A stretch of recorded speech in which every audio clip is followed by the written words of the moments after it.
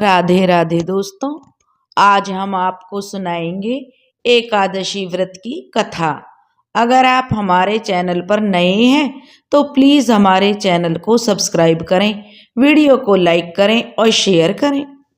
बहुत समय पहले की बात है। एक गांव में एक ब्राह्मण अपनी पत्नी और दो बेटियों के साथ रहता था।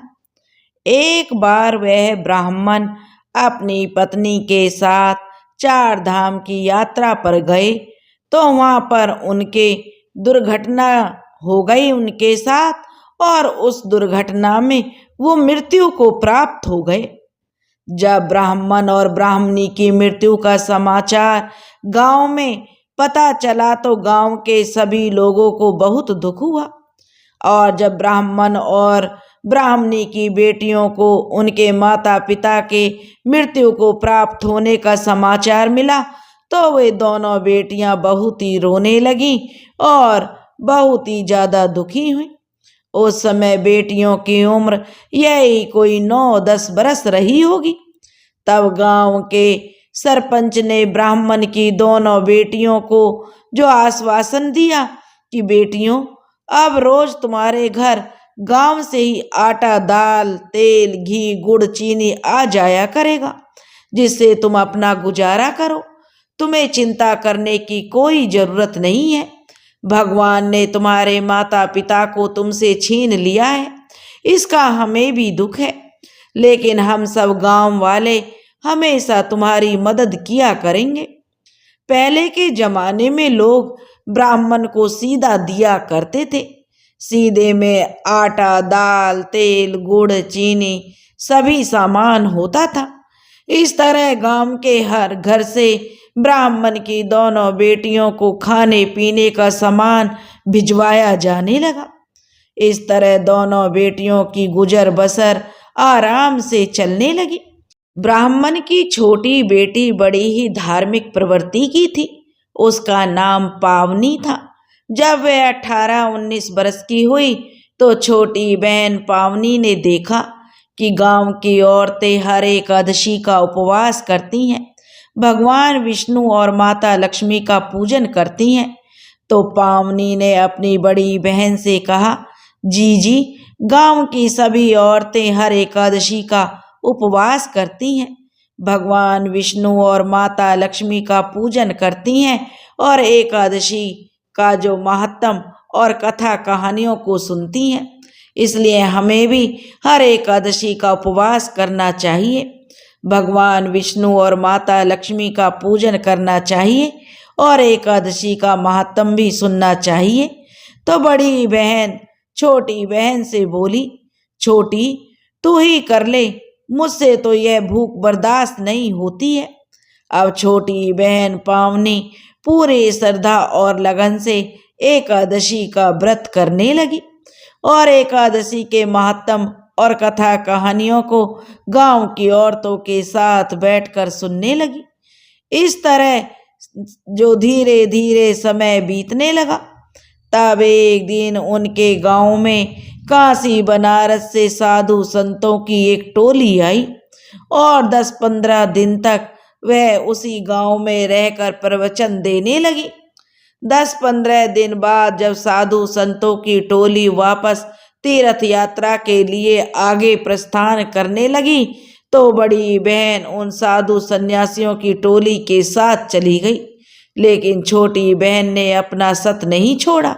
वह बड़ी ही सादगी से अपने गांव में अपने घर पर ही रहने लगी, लेकिन उसे अपनी बड़ी बहन के जाने का बड़ा दुख हुआ। वह जो एक दिन गांव के सरपंच ने चौपाल में एक फैसला लिया कि हमें ब्राह्मण की छोटी बेटी पावनी का विवाह कर देना चाहिए, क्योंकि उसकी बड़ी बहन तो साधु संतों की टोली के साथ चली गई है, इसलिए हमें इसका विवाह जल्दी से जल्दी करना होगा। अब गांव के सभी लोगों ने खुशी खुशी सरपंच जी की बात को मान लिया और पावनी के विवाह के लिए जो सबने बढ़ चढ़कर हिस्सा लिया। ब्राह्मण की छोटी बेटी के विवाह की तैयारियां अब जोर शोर से होने लगी। तब एक दिन ब्राह्मण की छोटी बेटी पावनी का विवाह एक बहुत ही सुंदर ब्राह्मण युवक से गांव वालों ने धूमधाम से करा दिया। अब वह युवक ब्राह्मण के घर जमाई बनकर रहने लगा और छोटी बहन जो पावनी थी वह हर एकादशी का उपवास करती रही। वह बड़ पीपल और आकड़े के पेड़ को सींचती, सूर्य नारायण भगवान को अर्घ्य देती, तुलसी जी को सींचती और छोटी बहन बड़ी बहन की कुशलता के लिए भगवान से प्रार्थना करती कि हे ईश्वर, मेरी बड़ी बहन को सद्बुद्धि दीजिए, वह जहाँ भी रहे उसकी रक्षा करना, वह वापस घर आ जाए प्रभु। इस तरह से धीरे धीरे समय बीतने लगा। जब एक दिन सुबह सुबह छोटी बहन जोर जोर से भगवान के नाम की स्तुति करने लगी कि हे विष्णु भगवान, हे चार भुजा धारी, मेरी बहन की मदद करो। उस दिन उसका व्यवहार उसके पति को बड़ा अजीब लग रहा था। वह बार बार भगवान विष्णु की स्तुति कर रही थी, तुलसी जी के क्यारे को बार बार सींच रही थी, उसकी परिक्रमा कर रही थी। तब छोटी बहन पावनी का पति अपनी पत्नी से बोला कि अरे भाग्यवान, आज तुझे क्या हुआ है जो तू बार बार तुलसी के क्यारे को सींच रही है, जोर जोर से भगवान के नाम की स्तुति कर रही है और बार बार कह रही है कि मेरी बहन को बचाओ, आखिर तेरी बहन को क्या हुआ है। तब छोटी बहन पावनी अपने पति से बोली कि देखो जी, मेरी बहन जिस साधु संतों की टोली के साथ गई थी उन सब की झोपड़ियां जलकर राख हो गई हैं। मैं अपनी बहन की झोपड़ी की आग बुझा रही हूँ। तब उसके पति ने कहा, अरे पावनी, तू तो बावली हुई है, तुझे कैसे पता चला कि तेरी बहन की झोपड़ी जल गई है और तू यहाँ छिड़काव कर रही है? इससे क्या तेरी बहन की झोपड़ी की आग बुझ जाएगी? तू भला उसे कैसे बुझा सकती है? तू तो यहाँ घर पर है और तेरी बहन मालूम नहीं कहाँ है, उसे गए तो कई बरस बीत चुके हैं। तब पावनी बोली, देखो जी, अगर मैं झूठ बोलती हूँ तो आप गंगा तट पर जाकर देखिए, मेरी बहन आपको वहीं मिलेगी। आप पावनी के पति को यह सुनकर बड़ा आश्चर्य हुआ। वह उसी समय गंगा तट पर चला गया और वहाँ का दृश्य देखकर भी वह हैरान रह गया। उसके तो जो आश्चर्य का ठिकाना नहीं था। वहाँ सभी झोपड़ियाँ जल चुकी थी, केवल एक अधजली झोपड़ी थी। जो पावनी का पति उस अधजली झोपड़ी के पास गया तो वहाँ एक बहुत ही पतली सी दुबली सी महिला बैठी रो रही थी। पावनी का पति बोला कि जीजी, मैं तुम्हारी छोटी बहन पावनी का पति हूँ, उसी ने तुम्हारी झोपड़ी की आग बुझाई है, उसी ने मुझे तुम्हें यहाँ लेने के लिए भेजा है। तुम अब वापस घर चलो। बड़ी बहन चुपचाप अपनी छोटी बहन के पति के साथ गांव में आकर अपने घर आ गई। जैसे ही वह घर में आने लगी तो छोटी बहन पावनी अपनी बड़ी बहन से बोली, जीजी, मैं तुम्हें घर में एक शर्त पर आने दूंगी। जब तुम शादी करना स्वीकार करोगी तो तभी मैं तुम्हें घर में आने दूंगी। बड़ी बहन ने कहा कि छोटी पावनी, तू बड़ी ही समझदार है। तूने मुझे एकादशी का व्रत करने को कहा, लेकिन मैंने मना कर दिया। मुझे उसी का पाप दोष भोगना पड़ रहा है। मेरी बहन, अब इस उम्र में भला मुझसे कौन विवाह करेगा? तब छोटी बहन पावनी, जो बड़ी ही समझदार थी, और उसने समझदारी भरी बातें की और उसने कहा कि जीजी, भगवान सभी को पैदा करते हैं तो उनके जोड़ीदार भी उनके साथी इस संसार में भेजते हैं। जीजी, आपका भी जोड़ीदार कहीं ना कहीं कुंवारा बैठा होगा, इसलिए जीजी आप अभी वापस जाइए और हमारे गांव में 4 दरवाजे हैं, आप हर दरवाजे पर जाकर देखिए। जो भी भला पुरुष आपको सबसे पहले मिले उसी के गले में वरमाला डाल देना और उसी से विवाह कर लेना। तब बड़ी बहन ने जो पहले दरवाजे के पास गई तो वहां उसे एक कोढ़ी पुरुष बैठा हुआ मिला, जिसके शरीर पर मक्खियां भिनभिना रही थी, कोढ़ बह रहा था। बड़ी बहन ने उसे देखा तो वह घर वापस आ गई और अपनी छोटी बहन पावनी से कहा कि देखो, मैं गई थी, लेकिन वहां पर एक बहुत ही कोढ़ी, जिसका कोढ़ बह रहा था, मक्खियां भिनभिना रही थी, वह मुझे दरवाजे पर बैठा हुआ मिला।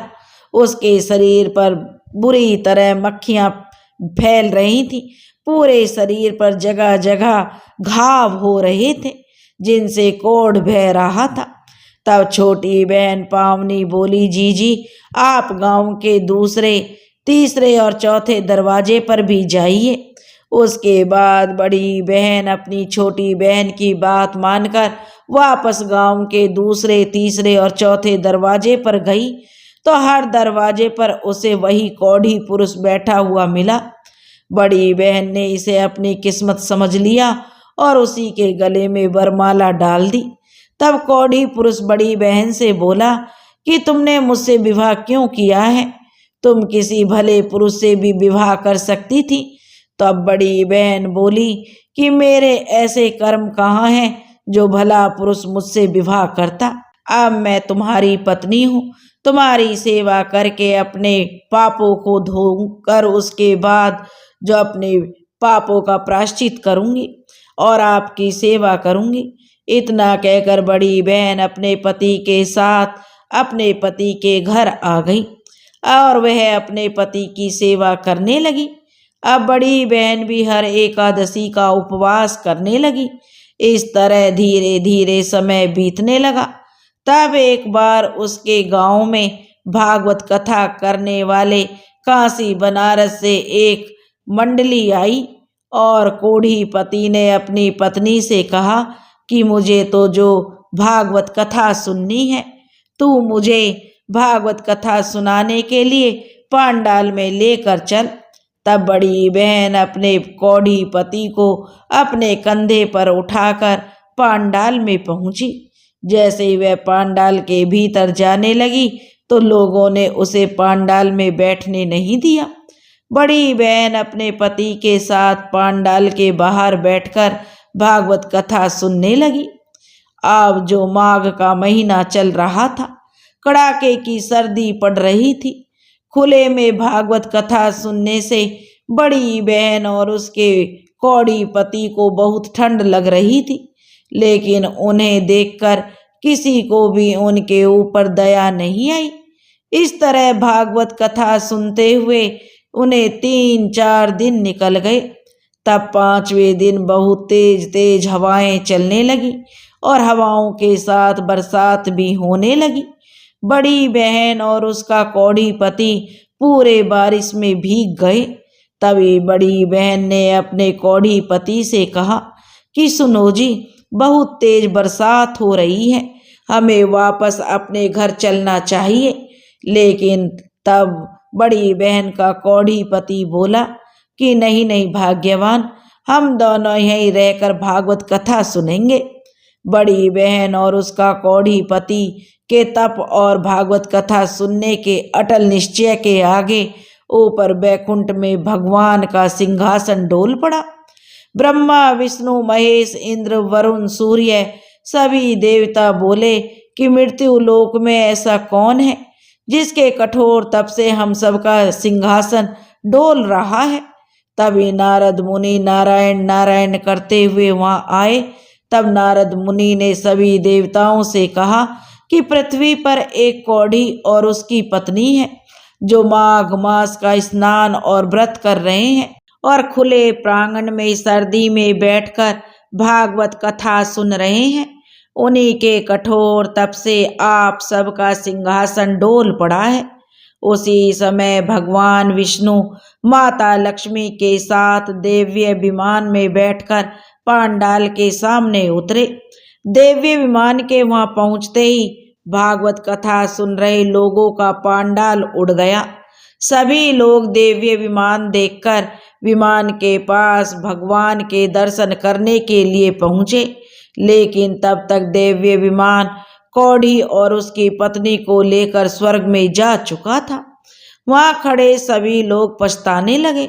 इस तरह एक छोटी बहन ने अपनी बड़ी बहन को तार दिया। हे एकादशी माता, हे भगवान विष्णु, जैसे आपने बड़ी बहन और उसके कोढ़ी पति को उनके तप और एकादशी व्रत का फल दिया, वैसे ही जो यह कहानी सुन रहे हैं और जो यह कहानी कह रहे हैं, उनके भी सभी मनोकामनाओं को पूरी करना।